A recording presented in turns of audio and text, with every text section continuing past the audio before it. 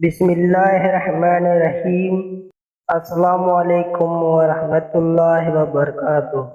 ناظرین، امید کرتا ہوں آپ سب خیریت سے ہوں گے اور میں آپ سب کو اپنے یوٹیوب چینل اسلامی ٹاپکس پر خوش آمدید کہتا ہوں۔ اور اگر آپ نے ہمارے چینل کو ابھی تک سبسکرائب نہیں کیا ہے تو جلدی سے ہمارے چینل کو سبسکرائب کریں اور ساتھ میں بیل آئیکن پہ کلک کریں تاکہ ہماری ہر نئی ویڈیو آپ کے پاس بآسانی پہنچ سکے۔ دوستو، آج اس ویڈیو میں آپ کو حضور اکرم صلی اللہ علیہ وسلم کی حدیث بتانے جا رہا ہوں۔ رسول صلی اللہ علیہ وسلم کا ارشاد ہے، تم جہاں ہو اپنے دل میں اللہ کا خوف رکھو اور گناہ کے بعد نیکی کر لیا کرو، یہ نیکی اس گناہ کو مٹا دے گی۔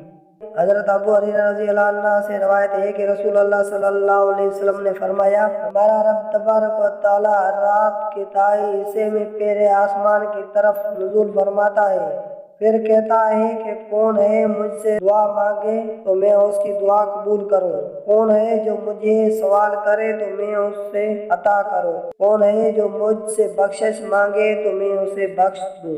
آپ صلی اللہ علیہ وسلم نے ارشاد فرمایا، میری امت کو قیامت کے دن اس طرح بلایا جائے گا کہ ان کی پیشانیاں اور ان کے پاؤں وضو کے آثار کی وجہ سے چمک رہے ہوں گے۔ رسول اللہ صلی اللہ علیہ وسلم نے ارشاد فرمایا، وہ شخص جنت میں نہیں داخل ہوگا جس کے دل میں رائی کے دانے کے برابر بھی تکبر و غرور ہوگا۔ محمد رسول اللہ صلی اللہ علیہ وسلم نے فرمایا، میں نفلی روزے رکھتا بھی ہوں اور نہیں بھی رکھتا، رات کو نماز بھی پڑھتا ہوں اور سوتا بھی ہوں، اور میں نے شادیاں بھی کر رکھی ہیں، جس شخص نے میری سنت سے منہ موڑا اس کا مجھ سے کوئی تعلق نہیں۔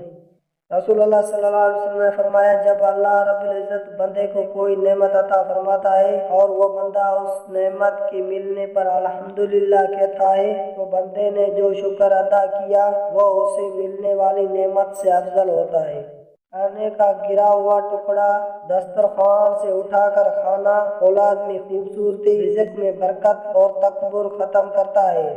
حضرت ابو ایوب رضی اللہ عنہ فرماتے ہیں کہ ایک آدمی آپ صلی اللہ علیہ وسلم کے پاس آیا اور کہا کہ مجھے کوئی تبلیغ اور مختصر نصیحت کرے۔ آپ صلی اللہ علیہ وسلم نے ارشاد فرمایا، جب تم نماز ادا کرو تو اپنی زندگی کی آخری نماز سمجھ کر ادا کرو اور ایسی بات مت کرو جس سے کل تمہیں معذرت کرنا پڑے۔ 100 برائیاں مٹا دینے والا کلمہ۔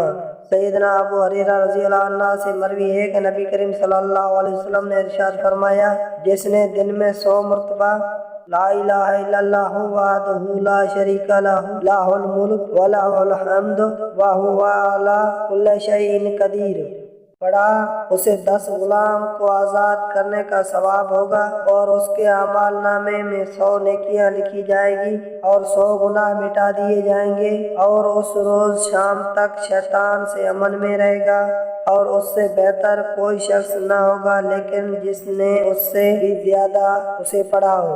ولا علم بالصواب۔ دوستو، اس کو صدقہ جاریہ سمجھ کر شیئر کرو۔ جزاک اللہ خیر۔ پھر ملیں گے نیکسٹ ویڈیو میں۔ اللہ حافظ۔